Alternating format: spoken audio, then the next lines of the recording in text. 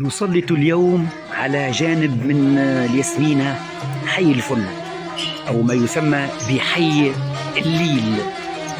هذا الحي يقتله العديد من أبنائنا، والحق يقال رغم أنهم همشوهم في منتصف القرن الماضي أو أواخر القرن الماضي من جانب المحليات، إلا أن تشبثهم بسكناهم في الياسمينة جعل أبنائهم العديد منهم سواء خارج أرض الوطن أو داخله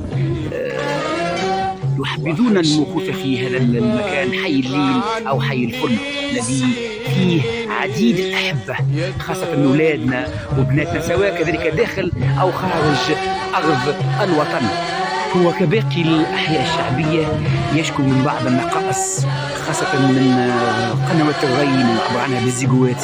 إذا اللفتة إن شاء الله من البلدية إلى هذا الحي اللي هو الحق يقال المباني رغم اعتراض العديد ولكنها والحق يقال مباني يحلو فيها العيش. اقتصرنا على بعض المباني، ربي سمحنا على عدم اكتمال الحي كامل، ولكن سنأتي لاحقا في تبيان كل نقائص هذا الحي.